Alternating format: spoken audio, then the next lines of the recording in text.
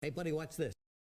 Hello, Regis Skillman is the name and Hearthstone is the game, and this is part 10 of my Witchwood card review. This time around, only 3 cards have been revealed. Blizzard's taking the break over the holiday weekend, I guess. So we're going to get through this one pretty quickly. That said, if you still don't have much time, you can hit the link in the description to check out the cards at the end of the video, see the reveals and my quick 5-star ratings. Otherwise, let's go ahead and jump into my detailed reviews. So up first here we have the Cathedral Gargoyle, a new paladin minion at 2 mana. It's a 2/2 with the battle cry, if you're holding a dragon, gain taunt and divine shield. So wow, okay, first off, dragon synergy card for paladin. It's been a while since we've seen one of those. Dragon consort way back in the day. Of course, dragon paladin not a deck right now, but if it gets a bunch of good cards, perhaps it could be, and dragons are slow and control paladins can certainly work. They have a lot of tools available to them. And in the scenario that you're playing a dragon deck and you have a lot of dragon options to make this thing consistent, then yes, Cathedral Gargoyle is an absolutely bonkers, amazing minion. Shielded Minibot has historically been one of the best 2-drops in all of Hearthstone, just because it trades so well thanks to that Divine Shield. It often trades into really bigger things or sets up for combos, of course, with Paladin because they can do buffs and silly things. It's just an awesome high-utility minion. When you give it Taunt, in a lot of ways it gets even better. It's the upgraded Righteous Protector now too, which is another great early game Divine Shield minion for Paladin. Basically, this card does everything Paladin wants to do. Creates friction, hard to deal with, sets up for powerful plays. It has defensive tools for a control style deck. It can be used aggressively as well, as we've seen with cards like Righteous Protector and Shielded Minibot.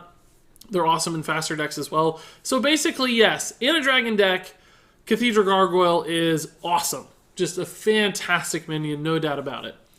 Now, as is always the case, though, there are some challenges for a card like this, and I think they're twofold. First, of course, is the dragon aspect. You have to have dragons, and right now, Dragon Paladin not a thing. So even if this card is amazing in a Dragon Paladin deck, if Dragon Paladin decks aren't a thing, this card will never, ever see any sort of play. That's a really big hurdle for it. Secondly is the fact that right now, the most defining card for Paladin is Call to Arms. And that's the case in both aggressive paladins, but also control paladin runs Call to Arms. They slam those dirty rats in there, and those loot hoarders and plated beetles, and they have a great tool to get a bunch of cheap stuff out of their deck, so that sometimes they have early game minions, which are nice. Other times they pull it out of their deck so that their draw is more consistent, and they don't risk drawing those 2-drops. So Call to Arms is a great tool across the board for paladin, and frankly, I think control paladins will want to run Call to Arms more than they'll want to run dragons in Cathedral Gargoyle, at least for the next year while it's still in standard format, because the Call to Arms will rotate, but not for another year. So essentially, this card sucks in Call to Arms because it doesn't have Divine Shield or Taunt. It's just a 2/2 when you summon it off of Call to Arms, which isn't very good at all. So the question becomes then, can Cathedral Gargoyle exist in a Call to Arms paladin meta? And I think maybe the answer is no, particularly because the dragon challenge is there too. So I'm still going to give this card a good score for the record because I just think it's a great minion in a vacuum, and eventually it could be a good Hearthstone minion. But also for the record, I don't actually think it's going to be played for a year.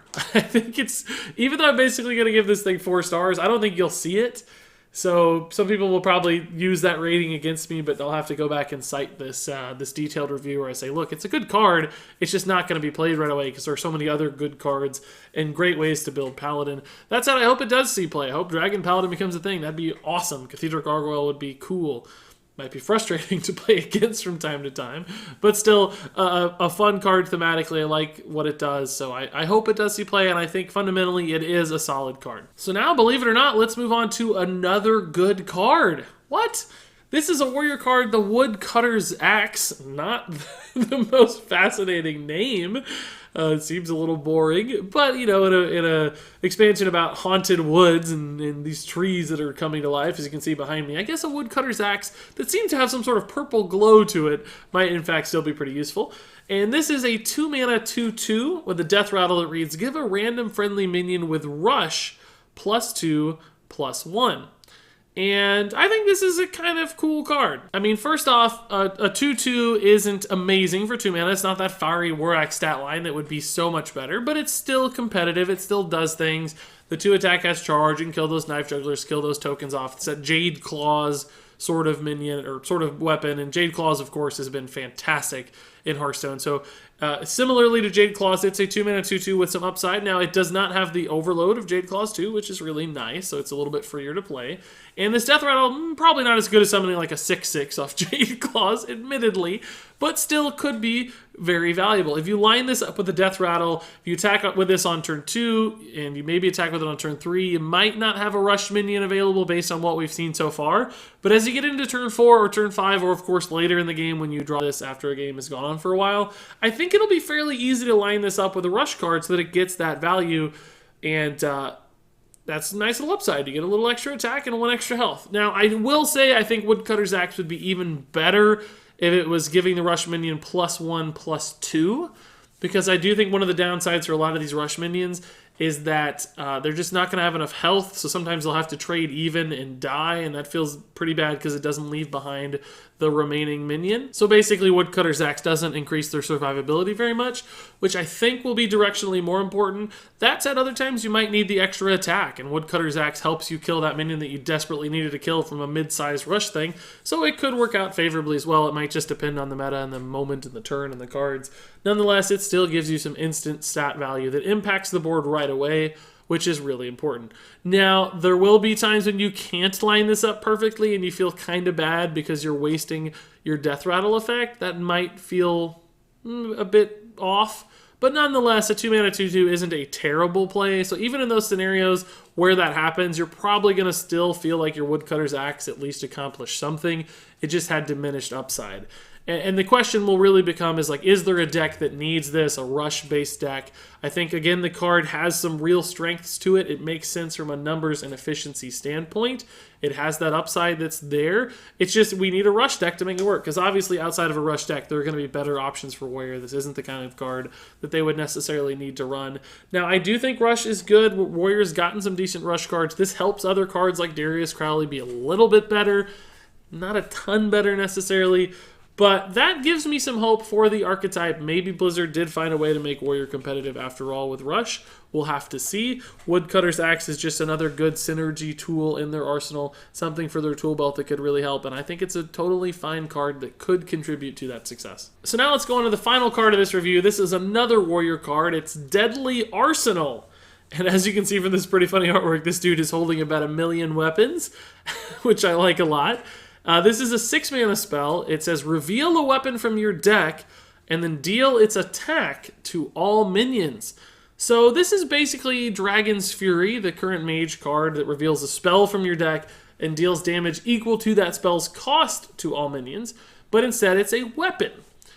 And it's a little extra mana cost over Dragon's Fury. This is 6 instead of 5.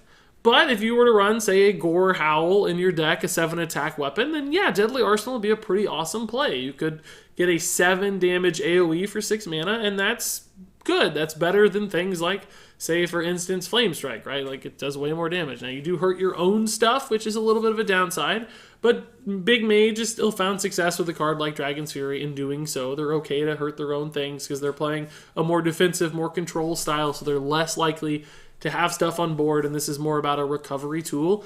And at 6 mana, it does still leave you enough leftover mana in the late game to do other things. You can still hero power, play a minion, etc. So 6 mana is much more favorable than something like 7 mana. So clearly some things to like here. The problems for this card, and where it starts to fall apart for me, is the consistency side of things. When it comes to something like Big Spell Mage, who's running all those big spells, they have so many great big spells they want to run. They can run 6 to 8, some 10 even. And they're happy to do that because those spells are all awesome. They're all AoEs. They're just super defensive. And then occasionally they'll run like 1 or 2 ice blocks, maybe some polymorphs, which they can afford to do for 2 reasons. Arcanologist pulls the ice block out of the deck, so you're less likely to have it in your pool for Dragon's Fury. But also, it's just comparatively 2 small spells compared to 8 big spells. You're much, much more likely to get those 6, 7, 8 damage spells out of Mage. Whereas with a card like Deadly Arsenal, you can't run 8 Gore Howls in your deck. You can really probably only run 1. Double Gorehowl is very rarely ever seen success in Hearthstone, and of course Gorehowl hasn't really even played in Hearthstone in a long time in the first place. But if you ran it, you could probably only run one.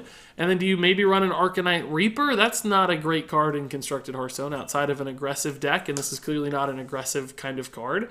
And then do you not get to run Bloodraiser or our new card we just saw, or any sort of cheap weapon, because then your Deadly Arsenal becomes a deal 2 damage AoE for 6 mana, which is terrible?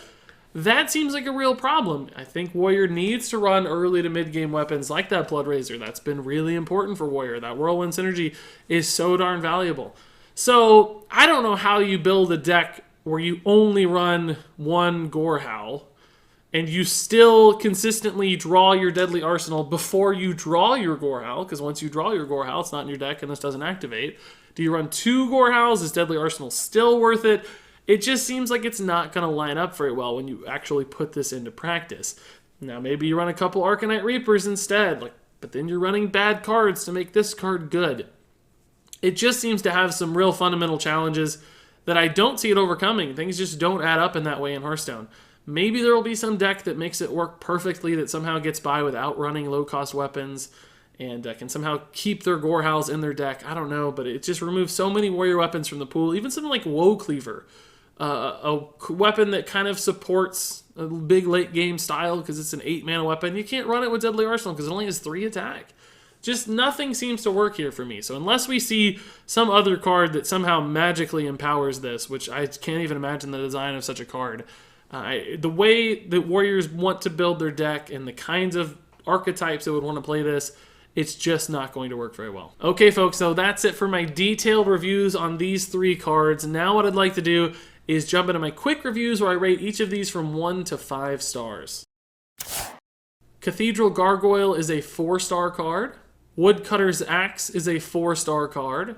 Deadly Arsenal is a 2-star card. Part 10 of the Witchwood card review is done.